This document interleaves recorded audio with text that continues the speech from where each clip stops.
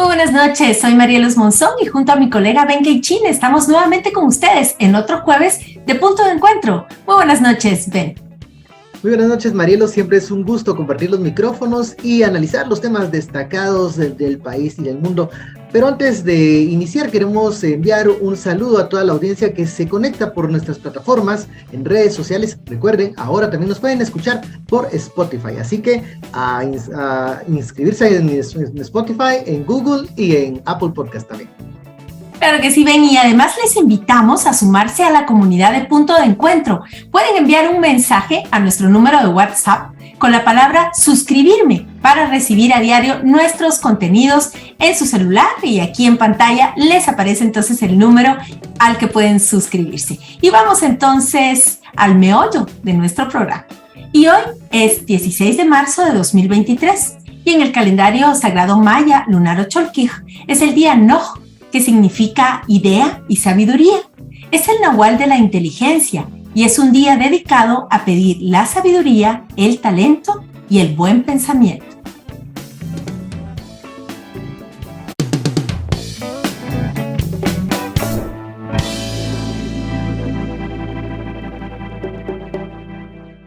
Y bueno, vamos ahora en Punto de Encuentro con el primer tema de nuestro programa. Es que el Alto Comisionado de las Naciones Unidas para los Derechos Humanos, Volker Turk, presentó en Ginebra el informe anual sobre derechos humanos en Guatemala del año 2022, que describe la situación que atraviesa nuestro país en ese ámbito. El informe detalla que Guatemala continúa enfrentando desafíos sistémicos y estructurales y que, sumado a ello, se incrementó la criminalización contra periodistas y operadores de justicia. Ferdy Montepeque nos amplía en la siguiente nota. El informe de la ONU sobre la situación de derechos humanos en Guatemala destaca un marcado retroceso en esa materia durante 2022. La principal herramienta para lograrlo ha sido el uso indebido del derecho penal, señala el documento. El aumento de la criminalización contra periodistas, funcionarios judiciales, así como defensores y defensoras de derechos humanos es el hecho más relevante del informe del Alto Comisionado de las Naciones Unidas para los Derechos Humanos. En 2022 se documentaron 156 agresiones contra estos grupos, indicó el Alto Comisionado Volker Turk. Me preocupan el aumento en un 70% prácticamente del número de funcionarios de la justicia sujetos al acoso y a la intimidación debido a su trabajo, en particular en el contexto del conflicto armado y casos de supuesta corrupción. Este es un motivo de grave preocupación. También conocimos un aumento del 54% el año pasado en acosos, intimidación y uso o abuso de las actuaciones penales contra defensores de los derechos humanos, pueblos indígenas, organizaciones de derechos humanos, medios y periodistas. Las violaciones a los derechos humanos también pasan por el aumento de la violencia contra las mujeres, así como la vulneración de comunidades campesinas e indígenas. En 2022 se contabilizaron 5 desalojos forzosos que afectaron a 250 familias. Estos procedimientos se registraron sin notificación y sin cumplir estándares sobre derechos humanos, subraya el informe. Las mujeres y niños en Guatemala siguen sufriendo un alto nivel de violencia. En el 2022, las autoridades registraron más de 48.000 casos de violencia contra mujeres y hay un aumento del 5% de año en año, que ha incluido 502 asesinatos y feminicidios. Guatemala continúa enfrentando desafíos sistémicos y estructurales. En 2022, estos desafíos estuvieron particularmente relacionados con la desigualdad y la discriminación, el sistema de justicia y la lucha contra la impunidad, el espacio democrático y el derecho de promover y proteger los derechos humanos. Este contexto impide avances significativos para asegurar el ejercicio y goce de los derechos humanos, concluye el informe. El gobierno de Guatemala respondió a las Naciones Unidas que el país ha implementado acciones para la independencia judicial y lucha contra la corrupción. Sin embargo, los casos documentados en el informe sobre derechos humanos cuentan una historia diferente. Soy Ferdy Montepeque y esto es Punto de Encuentro. Y como lo adelantaba nuestro compañero Ferdy Montepeque en la nota que acabamos de ver y escuchar, la semana pasada el Alto Comisionado de las Naciones Unidas para los Derechos Humanos, Volker Turk, presentó el informe sobre la situación de derechos humanos en Guatemala durante el año 2022, el cual refleja un marcado retroceso en esa materia. Entre los datos más relevantes se encuentra el aumento de la criminalización contra defensores y defensoras de derechos humanos, funcionarios judiciales y periodistas. Todo esto marcado por un, y abro comillas, uso indebido del derecho penal. Ese uso indebido, según el informe, pasa por la implementación de casos bajo reserva para evitar la publicidad de los mismos, entre otros métodos implementados por el Ministerio Público que dirige Consuelo Porras.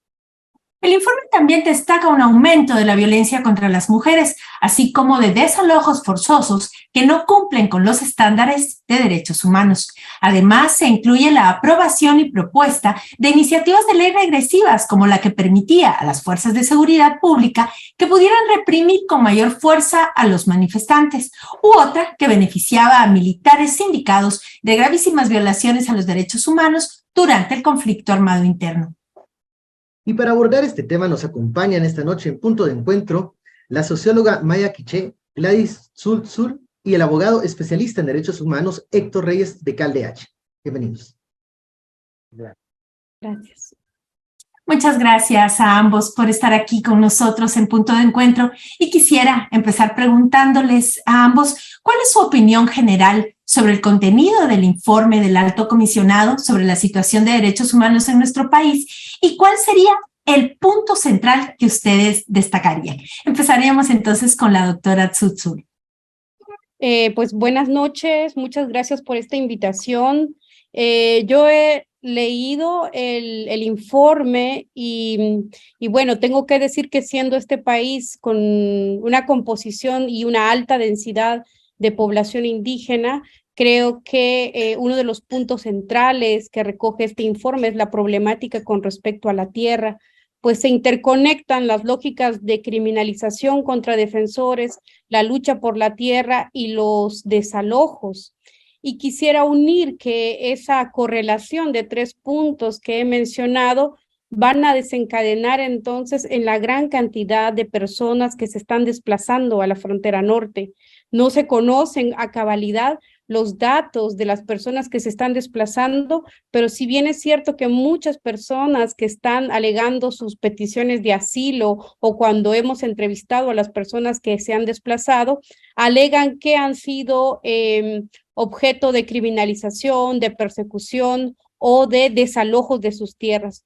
Muchas veces vemos estas imágenes de los desalojos y no nos preguntamos a dónde va esa gente. Y pues resulta que esa gente se está desplazando a Estados Unidos o a la frontera norte. Entonces, aunque hay una parte de la migración en este informe, únicamente trata como de migración externa, pero no trata la migración externa. Entonces, así quisiera yo encajar mi opinión sobre este informe en un primer momento. Muchas gracias, Gladys. Héctor, ¿cuál destacaría como el punto principal del informe y cuál es su opinión sobre el mismo? Bueno, muchas gracias. Muy buenas noches a Punto de Encuentro. A ti, Marielos, y también a Vinquichín por habernos hecho el espacio y el honor de que podamos ser parte de su programa. Y pues para mí creo que este informe presentado por el Alto Comisionado en las 52 periodos de sesiones, pues efectivamente a nivel general creo que tiene lo que Guatemala estamos sufriendo, ¿verdad? O sea, estamos sufriendo una alta desigualdad, una alta discriminación, un desarrollo humano terrible, o sea, no existe un desarrollo humano. El tema de la justicia lo hablaba muy bien en la introducción Ferdi, de la situación de cómo se encuentra la alta criminalización, la situación de los operadores de justicia, lo que está pasando con los líderes y lideresas en el campo, con los pueblos originarios, con las mujeres. Y efectivamente un tema que lo aborda el informe es el espacio democrático, ¿verdad? O sea, el cierre de esos espacios democráticos, aunque no lo dice el informe, pero efectivamente hay un cierre de espacio democrático con el cierre de instituciones de la paz, por ejemplo. Entonces ya no tenemos esos espacios democráticos. La protesta social ha sido censurada también. Existen una serie de delitos que están siendo perseguidos a algunos estudiantes universitarios aún todavía por la manifestación del 21 de noviembre de 2021, por ejemplo. Hay una persecución contra ellos y ellas, y pues definitivamente este es parte de todo lo que estamos pasando, ¿verdad? Y también pues el impacto que sigue provocando la pandemia COVID-19, que lo aborda ya de una manera más relajada, ¿verdad? Pero yo sí creo que el informe sí es bastante interesante, aborda bastantes temas, pero sí nos quedaron algunas situaciones aún todavía en el tintero que son importantes para que se hubiesen mencionado, porque creo que la situación de Guatemala es una situación grave en materia de retroceso de derechos humanos. O sea, ya no tenemos dentro de esa institucionalidad de la paz el último bastión que decíamos nosotros teníamos, que era la Procuraduría de los Derechos Humanos. Ya no la tenemos. Y por eso entonces ahora, cuando la doctora Gladys habla sobre los desalojos, pues efectivamente los desalojos están siendo sumamente violentos. E incluso uno de los últimos, al cual nosotros tuvimos la oportunidad de acompañar, de parte de la región de Cobán, allí algunos nos decían, miren, nosotros nos sentíamos contentos cuando vimos todo el despliegue policial que había, porque pensamos, al fin van a llegar a atacar, al fin van a eliminar a todos estos narcotraficantes que hay en la región, sin saber que todo ese despliegue militar a los días era para ellos, porque los iban a desalojar violentamente, como lo hicieron. Entonces yo creo que sí, para iniciar un poquito con el tema de este informe. Héctor, yo quiero continuar con el informe. En una parte señala el uso indebido del derecho penal contra defensores y defensoras de derechos humanos, funcionarios judiciales y también contra periodistas independientes. ¿En qué hechos y circunstancias podemos ver ese uso indebido y por qué es tan grave esta violación? Sí, definitivamente el derecho penal está siendo mal utilizado. Con el derecho penal del enemigo lo que se busca es que efectivamente no se tenga ningún derecho. O sea, desde el primer momento en que yo soy sindicado de un proceso penal, automáticamente como que mis derechos ya no existen. Y parte de eso es lo que hemos visto. Por ejemplo, ahorita tenemos un ejemplo del día de ayer, se filtró incluso a través de los net centers que pertenecen a esta extrema derecha, sobre la orden de captura contra 2 exfuncionarios del Ministerio Público de Tel Maldán, en el caso específico de Dennis Rodman y también de Mayra Vélez. Y ahí los pudimos dar cuenta, eso es el ejemplo del derecho penal del enemigo, es decir, te quitan todos tus derechos. O sea, no es posible que primero sean estos net centers los que se estén informando de que hay una orden de aprehensión. En este caso en específico tendrá que ser la persona la que se debe informar, es decir, te hacen un allanamiento en la mañana a tu oficina profesional, luego van a tu casa de habitación, pero esas son situaciones que realmente en lugar de ayudar, lo que viene es a perjudicar y a crear una zozobra ante la sociedad guatemalteca, porque ahora todos los abogados y abogadas que, por ejemplo, llevamos casos de criminalización acompañando jurídicamente a periodistas, a personas activistas de derechos humanos, pues nos sentimos como vulnerados también, porque pensamos en qué momento ese derecho penal del enemigo también se nos va a aplicar a nosotros. Entonces es la ausencia efectivamente de derechos y garantías que están consagradas en la Constitución política y en criterios y estándares internacionales. Entonces están mal utilizando el derecho penal para la persecución y solamente para ciertos actores, ¿verdad? Porque ya lo vemos con claros ejemplos que el Ministerio Público tiene una línea estratégica muy clara, que en este caso es para operadores de justicia, activistas de derechos humanos, líderes y lideresas de los pueblos originarios y posteriormente ahora, pues ese ataque indiscriminado y despiadado contra ustedes, contra los periodistas y comunicadores sociales, que claro ejemplo tenemos ya también de ellos.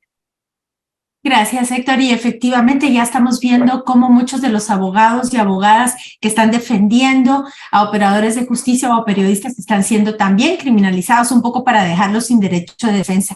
Quisiéramos pasar a otro de los temas sustanciales con la doctora Gladys respecto al tema que trataba el alto comisionado, porque el informe detalla que persisten problemas estructurales como la desigualdad y la discriminación, especialmente en pueblos indígenas y sectores en condición de vulnerabilidad. Y usted ya nos hablaba de ese punto en su primera respuesta, doctora. ¿Cómo se explican que estos flagelos persistan en el país y cómo tiene esa relación, esta discriminación permanente y estos problemas estructurales con la situación que vemos hoy de derechos humanos? Bueno, yo quisiera responder esta pregunta un poco también en continuidad a lo que el licenciado Reyes ha presentado, porque esto de el uso del derecho penal también se ha utilizado contra las comunidades indígenas. De hecho, en los tribunales nos hemos encontrado con argumentaciones que dicen que las alcaldías indígenas, hasta los COCODES o las organizaciones comunitarias son estructuras criminales y utilizan el mismo método para investigar y para acusar a las estructuras criminales. De la misma manera colocan a las estructuras comunales indígenas. Entonces creo que eso también es un resultado de, digamos, de larga duración, es una estructura de larga duración, que la relación de pueblos indígenas con el Estado siempre ha sido de manera criminal. Desde la época de la colonia y en el momento republicano, esa noción de considerar a las comunidades indígenas y a los pueblos indígenas como enemigos internos en tiempo de la guerra, pero sobre todo como obstáculo para la producción de la propiedad privada como única forma de propiedad. Recordemos que en este país existen innumerables pueblos con regímenes de propiedad colectiva. Entonces, el hecho de que no se respete o que se criminalice o que se persiga o que se busque desestructurar la propiedad comunal responde justamente a estos problemas estructurales que después van produciendo desigualdad, que después van produciendo formas de rezago entre pueblos indígenas y pueblos no indígenas. Creo que tanto la conexión de la lucha por la tierra con el uso de la fuerza penal para tratar las luchas de los pueblos indígenas ha dado como resultado dinámicas de despojo y de empobrecimiento. Las comunidades tenían sus tierras, cultivaban y su alimentación y su vida no estaba plenamente ligada al mercado. Es decir, no es como en la ciudad que todos los días hay que comprar tortilla para poder comer. En las comunidades se hace la cosecha, se hace el cultivo y entonces se puede comer para un año o un año y medio más. Por eso las comunidades no se cayeron en el tiempo de la pandemia, por ese tipo de economía que está vinculada a la vida cotidiana y no directamente ligada al mercado. Y bien, lo que está pasando con los desalojos, con la criminalización, con la persecución y con todas las dinámicas de despojo de tierra, es que están matando esta estructura autónoma que los pueblos han tenido de por vida. Y eso lo que nos va a provocar sí son lógicas de empobrecimiento y lógicas de despojo, que lo que finalmente va a suceder es que también la ciudad se va a ahogar. Creo que la ciudad puede vivir a partir del trabajo de las comunidades.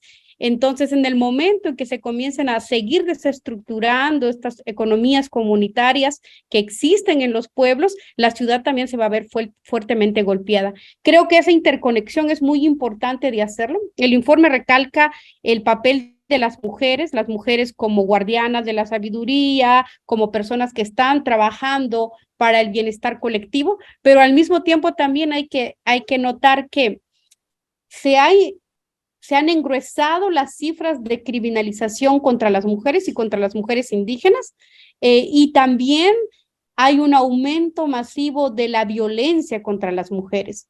Aunque el informe es muy general, la violencia contra las mujeres, como dicen las defensoras del territorio, aumenta con la llegada de los procesos extractivos, aumenta con la llegada de guardias de seguridad y con el aumento de la policía que ocupa los territorios de las comunidades. Entonces creo que esa puede ser una sugerencia para mirar estructuralmente la creación de estos problemas y la producción de la desigualdad. Gracias, doctora. Bueno, una pregunta que tengo es, sabemos que la persecución, según lo relata el informe, pues va contra sectores específicos. Se habla de defensores de derechos humanos, defensoras, jueces, fiscales, periodistas independientes. pero esto en realidad impacta a toda la sociedad en su conjunto. ¿Por qué es importante que en Guatemala se garanticen los derechos, por ejemplo, a la libertad de expresión, el acceso a la justicia, y qué implicaciones tiene para toda la sociedad que estos derechos se violenten? Héctor. Y sí, efectivamente, yo creo que hay una vulneración de todo punto de vista. O sea, se vulnera toda la sociedad guatemalteca, pues nos damos cuenta de las distintas situaciones que se dan y que son muy graves. O sea, realmente es muy grave. Y quería tal vez relacionar un poco lo que la doctora Gladys nos decía sobre el informe, que es un poquito simple, y yo creo también, estoy de la misma opinión. El informe es interesante en sus distintos características que tiene, temas que indique que ya se refieren y que la doctora también ha puntualizado, pero creo que también eh, hay una parte como de justificación, siento yo, en ese informe, de que también yo como alto comisionado estoy trabajando a la parte del gobierno. Entonces hay varios temas, hay varios ítems por ahí donde efectivamente ve con beneplácito que hay una política, por ejemplo, en el Ministerio Público de atención a la víctima, específicamente a mujeres, pero sabemos que eso no funciona. Entonces, yo sí creo que sí, definitivamente es un poco simple el informe y creo que definitivamente con lo que manifiestas, Baker Chin, efectivamente, esta persecución contra periodistas, contra jueces, operadores de justicia y activistas de derechos humanos es una situación grave, es una situación súper grave, porque ahora un caso ya no solamente es una persona, por ejemplo, en el tema de libertad de expresión, solamente tenías a José Rubén Zamora, ¿verdad? Pero ahora ya tenés objeto de investigación a 5 o 6 colegas de ustedes, comunicadores, periodistas, que están también siendo involucrados en un proceso penal. Entonces, pues sí, definitivamente, y ponen zozobra a la sociedad, porque ¿qué más se puede poner a pensar los activistas de derechos humanos? Ya lo platicábamos de los abogados o abogadas que estamos defendiendo a los criminalizados. ¿Qué pasará con el gremio? Me pregunto, Marielo, si ven que ¿qué estará pasando con el gremio? O sea, tenés una APG, Asociación de Periodistas de Guatemala, que con alguna situación como que levantaron un poco la voz, pero al final de cuentas, definitivamente es muy poco lo que se puede hacer. Yo creo que eso es parte de lo que nosotros debemos de ver, ¿verdad? Que es muy poco, pero qué bueno, por lo menos que se pueda denunciar ciertas cosas que en Guatemala están pasando, pero no es todo. O sea, no se está denunciando todo lo que nosotros ahorita en este momento estamos viviendo de las graves violaciones a derechos humanos que se están dando en la urbe urbana y sobre todo en los pueblos originarios, en esos territorios, en esos desalojos, porque ahí hay unas graves violaciones a los derechos humanos. Gracias, licenciado Reyes. Y precisamente, bueno, uno comprende que este es un informe que refleja la radiografía del año 2022 y que es un informe que se presenta, digamos, post, y también se entiende que hay un espacio, digamos, que ellos tienen que llenar respecto de cada país, porque se presenta por los países donde el alto comisionado tiene oficina. Pero aún así, se echan de menos algunos temas. Ya la doctora Gladys y usted, licenciado Reyes, lo decían. Entonces, quizá preguntarles en esta siguiente interrogante, ¿qué le haría falta al informe? ¿Cuál hubiera sido ese tema, doctora Atzul, que usted, o esos temas que usted hubiera dicho, bueno, vale la pena poner en esta radiografía y en este diagnóstico, y luego el licenciado Reyes? Bueno, yo creo que sería muy importante considerar algunos antecedentes, como por ejemplo toda la ola de persecución que ha habido contra radios comunitarias, porque si bien es cierto, hoy día están contra los periodistas y bueno, y contra ello pues los pueblos se han manifestado, pero una manera también de atacar directamente a las comunidades es persiguiendo a las radios comunitarias que tienen la ventaja de que producen la información, que se alimentan de información a nivel nacional, pero sobre todo porque se transmiten en los 24 idiomas que existen en este país.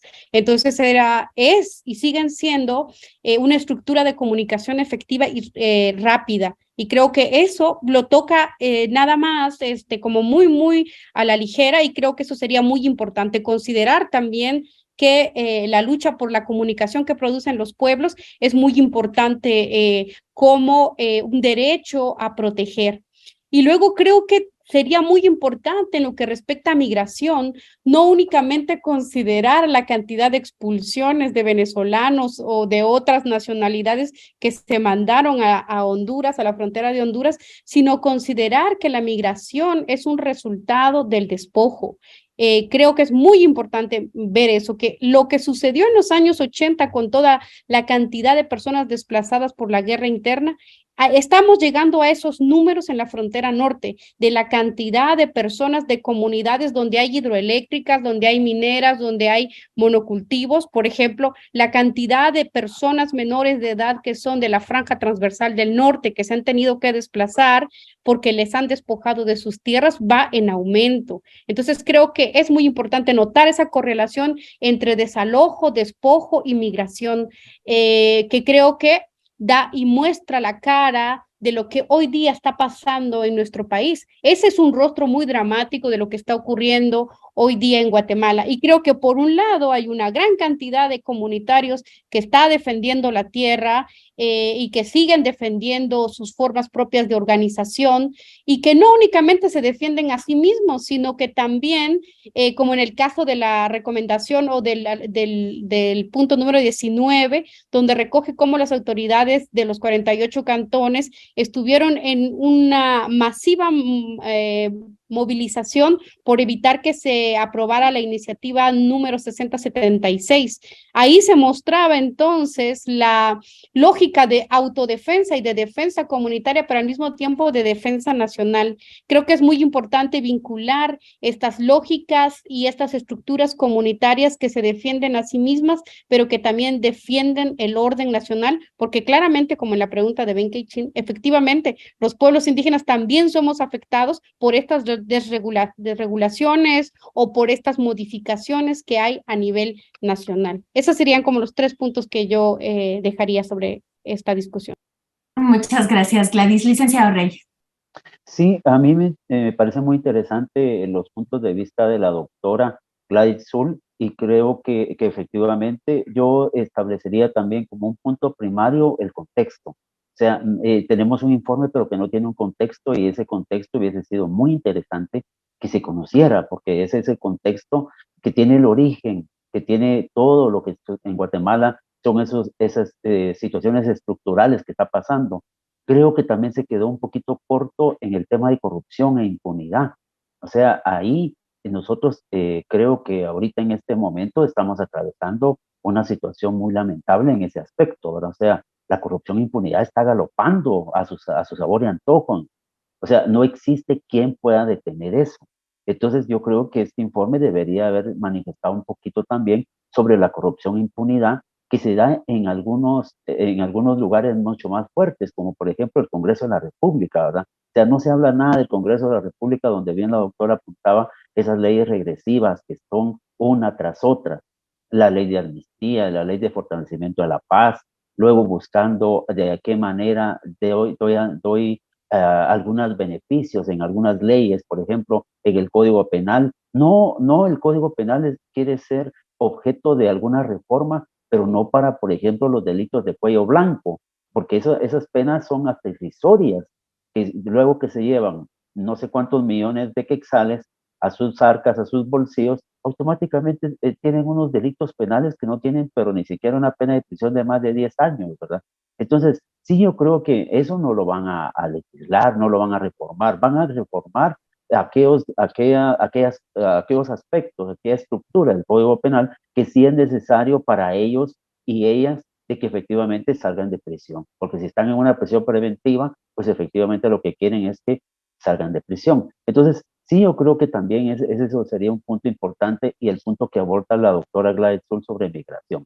Definitivamente, no es posible que en el informe solo se diga que sí existe y que ven con buenos ojos que existe una política migratoria, pero eso no es así, porque el tema de la migración es un tema más profundo.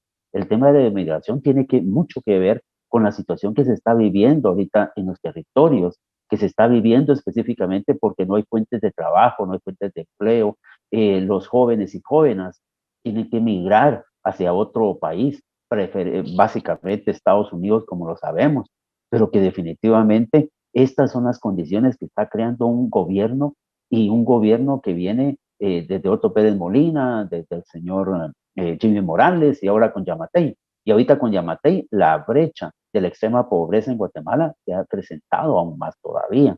Entonces, esas son parte de las caravanas migratorias que se realizan, ¿verdad? Donde hay una gran cantidad de centroamericanos, preferiblemente de Honduras, de El Salvador y Guatemala, quienes conforman esas caravanas de migrantes. Y entonces, ¿y eso por qué es? Porque efectivamente estos tres gobiernos han abandonado a su pueblo, han abandonado esa sostenibilidad del desarrollo humano que debe tener cualquier sociedad. Y por eso es estos temas tan difíciles y que deberían de haber sido abordados con más dureza. A ver, ahora el gobierno pues ha respondido al informe del alto comisionado, ha dicho que pues apoyan y garantizan la independencia judicial y que también pues han hecho su aporte para la lucha contra la corrupción y respaldado las investigaciones del Ministerio Público. Brevemente, porque ya estamos cerrando la entrevista, ¿qué opinión les merece la respuesta del gobierno al informe del alto comisionado? Doctora Glais. Bueno, yo no tuve oportunidad para leer textualmente lo que ha respondido el gobierno, pero nosotros hemos tenido oportunidad de estar en audiencias temáticas sobre violencia contra las mujeres indígenas afectadas por la minería. Y pues su respuesta siempre ha sido institucional y burocrática. Por ejemplo, que se han activado mecanismos para atender estas denuncias de violencias a las mujeres. Entonces, en mi opinión, la respuesta estatal siempre va a querer resolverla por la vía de los procedimientos, por la vía burocrática y en la negación de esta situación. Entonces yo creo que lo importante es considerar que la ciudadanía, que los pueblos se informen de estos documentos que hacen una radiografía del país, y que creo que leyendo estos puntos que tiene el informe, es posible que se desarrollen opiniones críticas, porque justamente cuando uno lee dice, bueno, pues esto no está pasando aquí, ¿no? Entonces creo que yo apostaría más bien a que este informe se difunda y que la población desarrolle una actitud crítica, que yo creo que por eso insisto que en las radios comunitarias son los lugares muy importantes para hacer difundir este tipo de información, y que, bueno, tienen procesos de recepción, y creo que finalmente es la ciudadanía la que va a responder, y que yo creo que está respondiendo, y por eso se han ampliado las dinámicas de criminalización contra periodistas, contra periodistas comunitarios, contra comunicadores comunitarios. Hasta ahí no. Gracias, doctora. Héctor. Sí, yo creo también de la misma manera que ha contestado y respondido la doctora Gladys Zul. O sea, realmente hay informes que es pues una radiografía del país, una radiografía que efectivamente pues cuando uno ve, sí hay muchas cosas que tal vez nos faltaron ahí, pero de alguna u otra manera se denuncia. Y creo que definitivamente el actual gobierno pues su respuesta es burocrática, es política, en la cual no, en Guatemala no está pasando eso, y eso es parte de lo que también la doctora nos manifestaba respecto a las audiencias temáticas, ¿verdad? Porque ahí cuando van los representantes del Estado, acá en Guatemala vivimos en una panacea, ¿verdad? Aquí vivimos realmente muy bien todos, se nos respetan nuestros derechos humanos, tenemos la libertad de expresión, tenemos la reunión y manifestaciones pacíficas, pero eso ya ponerlo realmente en blanco y negro ya no es igual, ya no pasa eso. O sea, ya son otro tipo de situaciones que te dan, y es precisamente por lo mismo, ¿verdad? Porque efectivamente tenemos un gobierno completamente impresentable, ¿verdad? Doctora Gladys Zul, licenciado doctor Reyes, muchísimas gracias por haber estado junto a Benkei y conmigo en esta entrevista de Punto de Encuentro. Que tengan ustedes muy buenas noches. Muchas gracias, Igualmente. muy amable, y gracias por seguir promoviendo estos espacios de debate. Muchísimas gracias. A ustedes también las gracias, Marielos y Benkei por este espacio que nos dan de poder profundizar en un tema tan importante como es los derechos humanos y la grave conflictividad que se están viviendo no solo en Ciudad Capital, sobre todo en los pueblos originarios, esas graves violaciones a mujeres, jóvenes y jóvenes que efectivamente están ahorita sufriendo esas violaciones a sus derechos humanos. Muchas gracias a ambos. Gracias.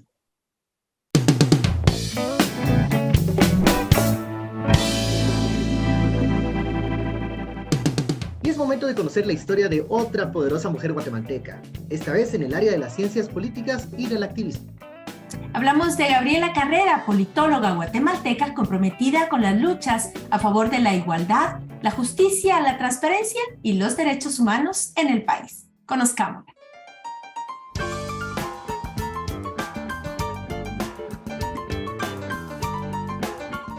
¿Quién es Gabriela Carrera?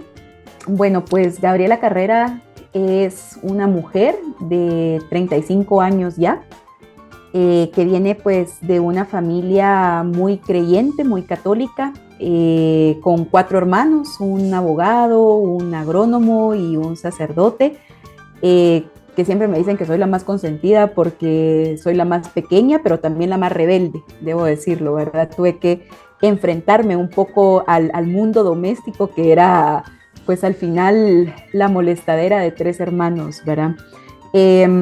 Pues soy también la mujer a la que le cambió el mundo ver una película en La Cúpula, una película que se llamaba Rojo Amanecer y que contaba la historia de los estudiantes en Tlatelolco en 1968, y que al salir del cine se hizo una pregunta que cambió toda su vida, y fue qué estaba pasando en ese tiempo en Guatemala.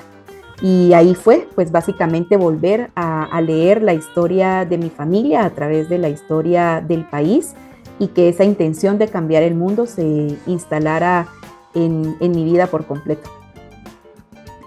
¿Cuál ha sido la mayor dificultad que ha enfrentado y cómo la superó? Yo creo que ser mujer en Guatemala, cuando estás trabajando en el ámbito de lo político, tiene muchos retos. Pero hay un reto que es personal, y es precisamente el miedo a hablar, el miedo a ser tomada en cuenta, el miedo a aparecer. Y creo que ahí hay un proceso bien interesante de desmontar que la política es solo para hombres. Yo recuerdo que en la universidad, la primera vez que me ofrecieron un micrófono, dije no, que lo haga el compañero. Y después, a los años, regresé muchas veces a esa escena, porque me ha tocado tomar el micrófono muchas veces ahora, y que es algo que haría, ¿verdad? Y creo que en ese tomar el micrófono se acerca un segundo reto, y es precisamente el del romper el imaginario tan concreto y tan real de que las mujeres somos el sexo débil y que las mujeres no podemos hablar de política. ¿Y cómo se ha hecho eso? Pues creo que se ha hecho con mucho esfuerzo. No solo es una lucha de mi generación, sino de muchas otras generaciones, que es precisamente el mostrarnos como constructoras de realidades más dignas, a la par de cualquiera que se una a hacerlo. ¿Cuál cree que es su mayor aporte a Guatemala?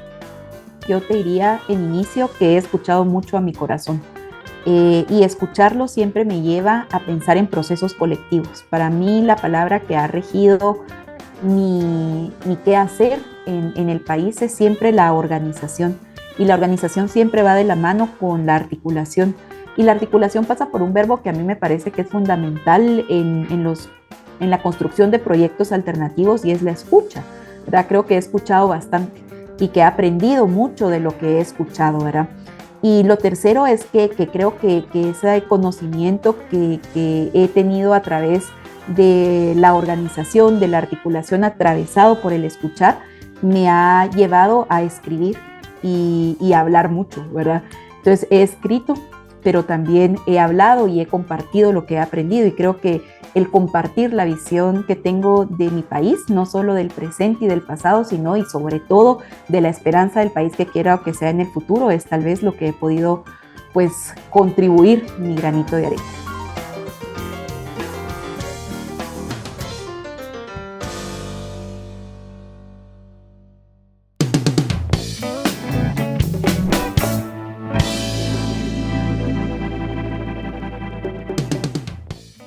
Y durante la primera semana de marzo, más de un centenar de niños, niñas y adolescentes migrantes fueron retornados a Guatemala tras ser encontrados en México en un remolque de un camión que se dirigía hacia los Estados Unidos. Este hecho se suma a otros casos de niñas y niños migrantes que viajan solos o con sus familias para intentar llegar hasta los Estados Unidos. Como decía Marielos, este no es un hecho aislado. A principios de 2023, las autoridades mexicanas encontraron en un puesto de control cerca de la frontera entre Estados Unidos y México a 57 menores no acompañados procedentes de Guatemala.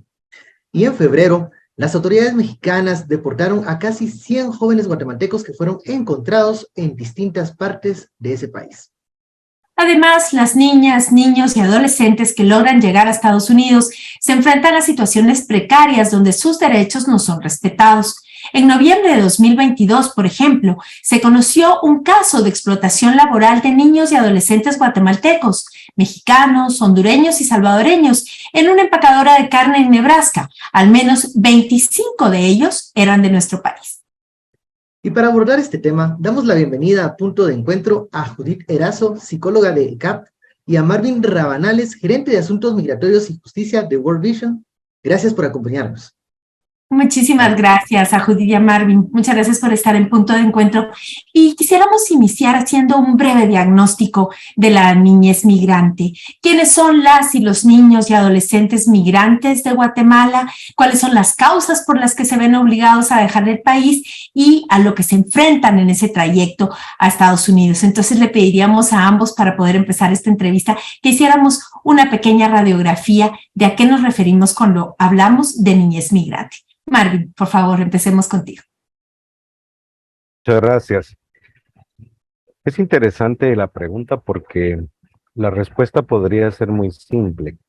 Pobreza, subempleo, falta de oportunidades de mejora de calidad de vida, huir de la violencia común, de la violencia estructurada, de la violencia sexual en el caso de algunas adolescentes, de la falta de oportunidades, de la desmotivación porque no existe la posibilidad de insertarse en una relación laboral estable que le pueda permitir mejorar condiciones de vida. Esto podría así, a grandes rasgos, ser causas muy simples, entre comillas, simples, porque son estructurales, ¿verdad? Que tienen que ver con un Estado ausente, un Estado que ha abandonado a las comunidades, un Estado que no sé si paradójicamente le interese que se detengan las migraciones irregulares, tomando en consideración que es el ingreso de divisas producto de la remesa aparentemente tiene una macroeconomía estable en este país. Pero hay otras motivaciones y esto es lo que me está llamando la atención.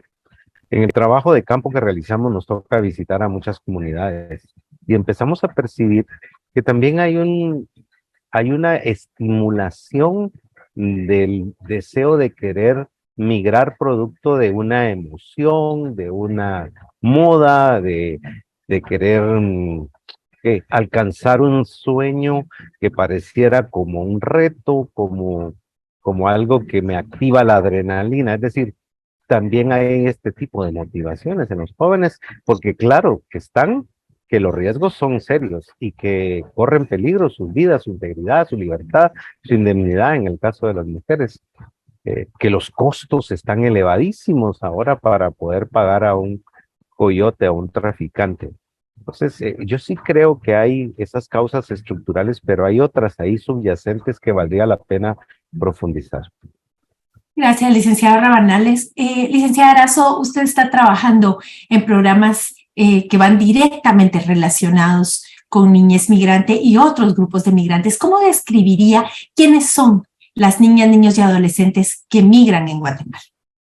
Bueno, esa es una pregunta compleja en el sentido de que son muy diversos, ¿verdad? Yo creo que encontramos ahí de todas las edades, como usted dijo hace un rato, acompañados o no acompañados, y encontramos de todos los sectores del país. Bueno, hay estadísticas que nos plantean las zonas fronterizas, son las que más, pero también de la ciudad, pero también de Oriente, y recientemente de la zona de Alta Verapaz, que antes esta región, por ejemplo, no migraban tanto como ahora. A veces las Verapaces es más reciente que se han incorporado a esta ola, ¿verdad?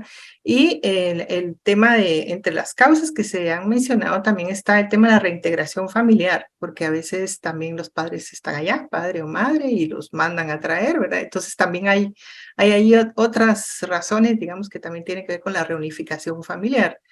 Y también creo que entre las causas más subjetivas, digámoslo así, sí está la idea de triunfar, ¿no? De salir adelante. Y la trillada frase del sueño americano sí es una realidad, ¿verdad? Pero además hay una especie de contagio, digámoslo así, a nivel social. Es decir, tú ves que tu vecino se fue, ¿verdad? El joven se fue, logra llegar y empieza a mandar remesas. Eso es un factor de estímulo enorme, ¿verdad? Porque empiezan a ver efectivamente cómo cambia la condición de vida de esas familias, ¿verdad? Reciben remesa, pueden estudiar, tienen recursos para sostener, digamos, a la familia. Incluso en algunas regiones hay un nivel de consumo, digamos, interno, digamos, que permite pues ir a comer todos juntos a un restaurante, cosas así, ¿verdad? Que diría son familias pobres, pero cuando tienen remesas la situación sí cambia. Entonces también hay ahí una situación. Luego con los varones encontramos que hay un estímulo importante a que sean proveedores, ya desde muy, muy, muy chicos, ¿no? Y por el contrario, cuando no logran llegar, hay una sensación de fracaso, son vistos como que fracasaron en ese intento, ¿verdad? Entonces hay otros factores subjetivos efectivamente y sociales que mueven la migración, ¿verdad? Pero los factores principales efectivamente tienen que ver con la estructura económica, ¿verdad? Y los más de fondo, ¿verdad? Bueno, a estos otros también.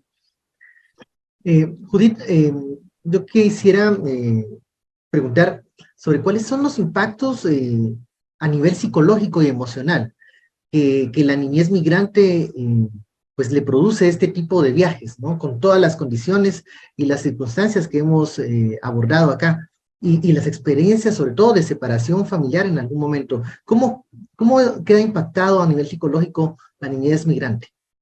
Bueno, depende mucho de las situaciones que hayan vivido, ¿verdad? De las edades también, de con quién iban, si, digamos, lograron seguir con el adulto que los llevaba, digamos, es una situación de menos vulnerabilidad que si los separan, ¿verdad?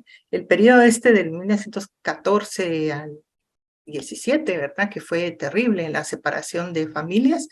Los impactos que nosotros encontrábamos al retorno, dependiendo también del tiempo que estaban en Estados Unidos, porque los tenían allá, digamos, en un proceso, porque no eran regresados inmediatamente. Entonces, encontramos impactos de todo tipo, es decir, el desarraigo comunitario, la pérdida del idioma. Si eran muy pequeños, desconocían a su mamá, por ejemplo. Hay desarrollo también cultural en el sentido de la alimentación, cambiaba muchísimo, digamos, todo este tipo de situaciones más socioculturales y relacionales familiares.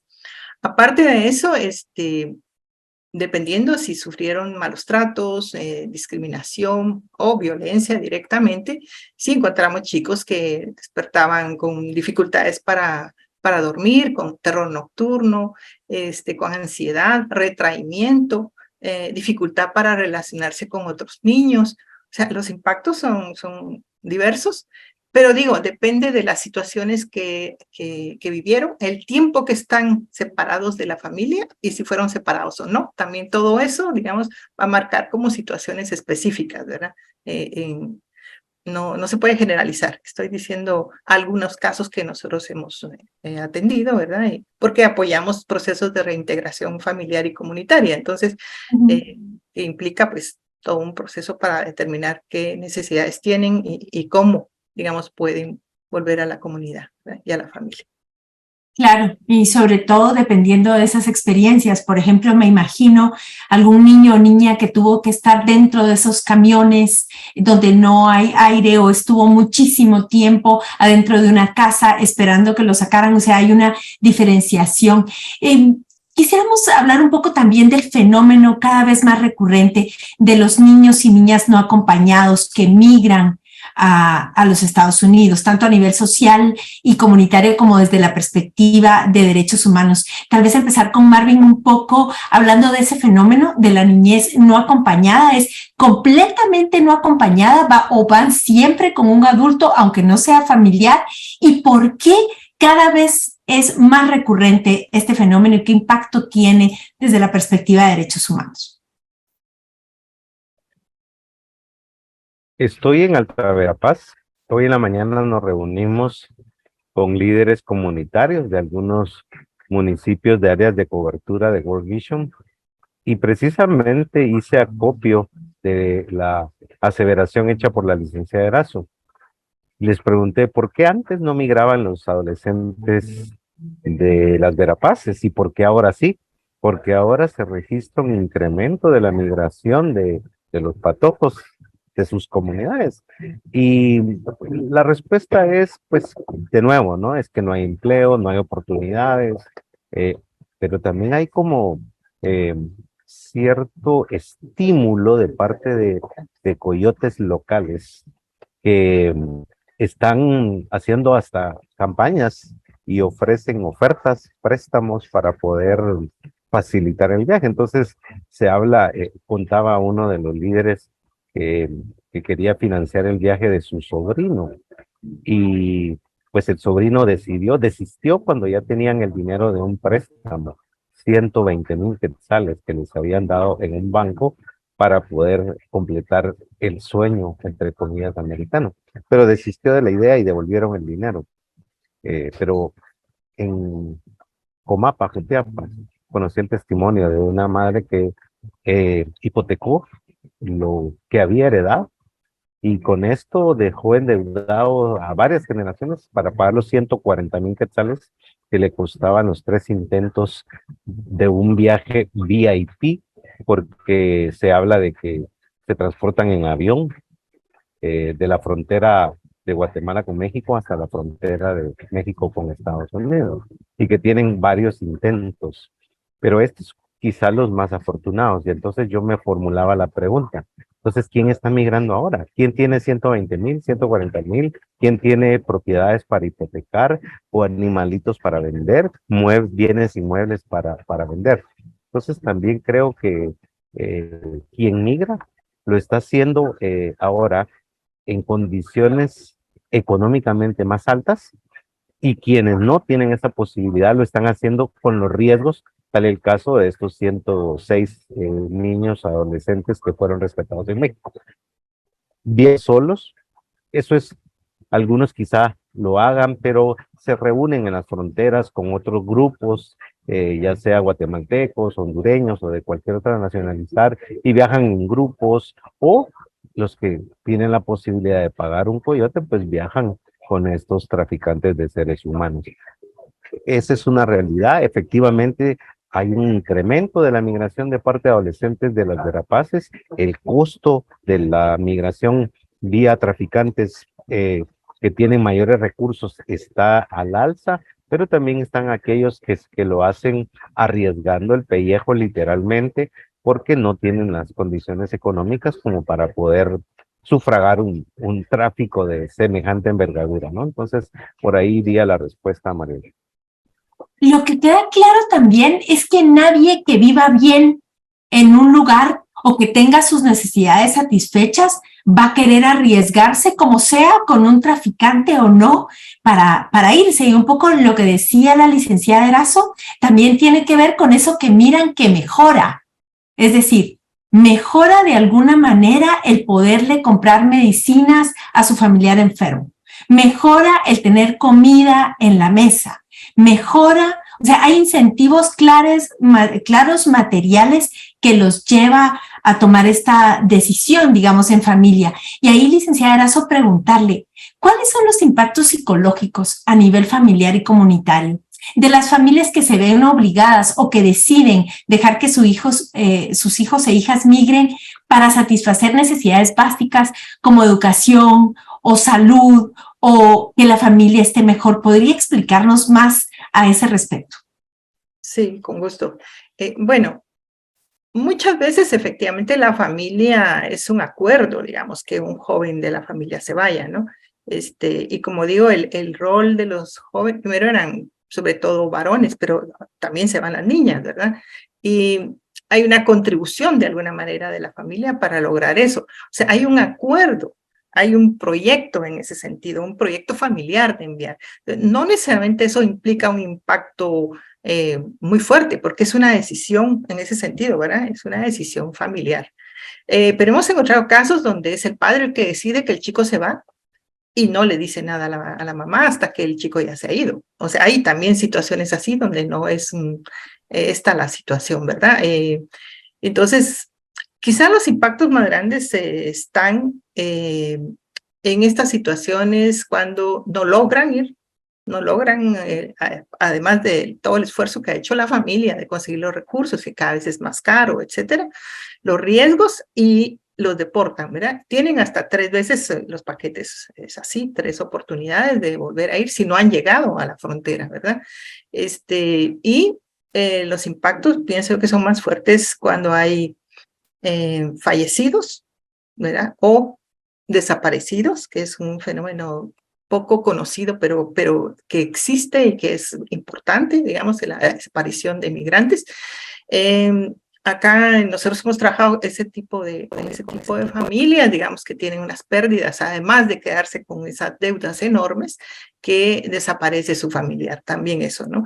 Y hay personas que sufren accidentes, ¿verdad? Quedan heridos, enfermos, y son retornados en esas condiciones. Entonces, ahí los impactos sí son mayores, ¿verdad? Como digo, dependiendo de la situación, ¿verdad?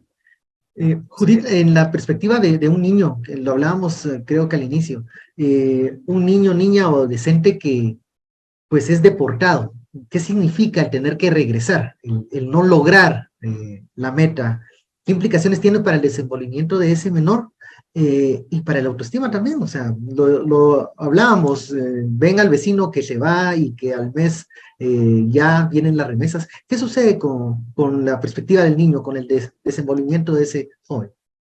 Bueno, el asunto que les comentaba anteriormente es que se vive como fracaso, ¿verdad? Y es culpado muchas veces por la familia, que no corrió, que fue chambón, que no aguantó, ¿verdad? O sea, puede haber ese tipo, no digo que en todos los casos, pero hemos encontrado esos casos donde pues hay una estigmatización de alguna manera, ¿verdad? De que pues no lo logró y entonces es un fracasado. Sí tienen que vivir con eso, ¿verdad? Y es como un estigma social, ¿verdad? Hay que trabajarlo con ellos, ¿verdad? O sea, que por qué no se logró, hasta dónde eso era su responsabilidad o no, entender sus derechos, entender las políticas migratorias, ¿verdad? Que van totalmente en contra de la posibilidad de migrar o no migrar con derechos, ¿verdad? Entonces, hay que hacer un trabajo con los jóvenes en ese sentido, ¿verdad? Y trabajar mucho el proyecto de vida, digamos, porque muchas veces ya no tienen realmente la posibilidad de volverlo a intentar. ¿Qué alternativa encuentra realmente? ¿Qué van a hacer en Guatemala, ¿no? Entonces hay un acompañamiento, digamos, que nosotros hacemos para que se puedan replantear, digamos, qué perspectiva puedan tener. Les apoyamos también, bueno, en la medida de lo posible, a seguir estudiando o a trabajar o a conseguir, digamos, a emprender alguna situación, digamos, de emprendimiento que les ayude a tener recursos. En fin, hay muchísima, digamos, posibilidad ahí, ¿verdad? Pero depende de qué deciden. Pero sí hay que hacer un trabajo, ¿verdad? Ante la estigmatización de ser un fracasado. Muchas gracias, Edith. Para ir cerrando la entrevista, World Vision Marvin ha hecho un trabajo de un tema muy importante de seguir y visibilizar esta situación en términos de la migración y de la niñez.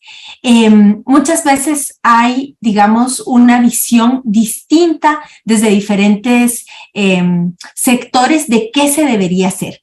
Pero, por ejemplo, más allá de coordinar los vuelos de retorno, de regresar a las comunidades, a las personas retornadas, a niños y niñas cuando son deportados, o hacer campañas para anunciar que los viajes son peligrosos, por ejemplo, ¿cuál debería de ser desde esta perspectiva de derechos humanos y de lo que hemos visto durante esta conversación? ¿Cuáles deberían ser las estrategias y las acciones del gobierno de Guatemala para atender a la niñez y adolescencia migrante y para también tomar en cuenta, digamos, políticas que realmente aporten en este tema?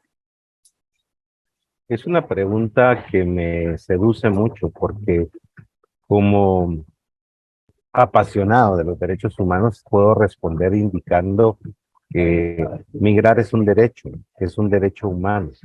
Los derechos humanos vistos desde la teoría como algo subjetivo, es decir, que yo tengo la disponibilidad, el libre albedrío de decir, lo ejerzo o no lo ejerzo, es decir, migro o no migro.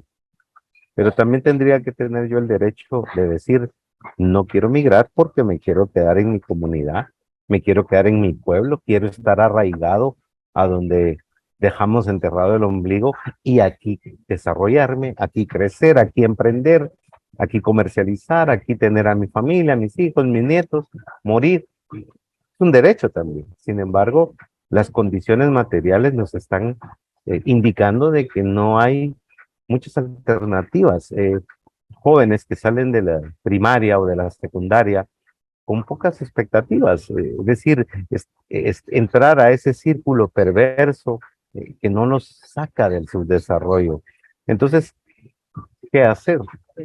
El Estado, para empezar, tiene que garantizar que el ejercicio de los derechos sea libre de vicios, y eso significa que yo no migre por violencia, que yo no migre porque estoy muriendo de hambre, que no migre porque si no lo hago voy a ser reclutado por una estructura criminal, por una pandilla, por el narcotráfico, que no tenga que migrar porque si no mis hermanitos no tienen que comer. Es decir, garantizar el ejercicio humano a la migración. Por el otro lado, también tiene que establecer ciertos compromisos entre estados, convenios de cooperación. ¿Cómo están siendo tratados nuestros paisanos en México? ¿Acaso están siendo atendidos como corresponde en los centros de aseguramiento o de canalización, como ellos les llaman?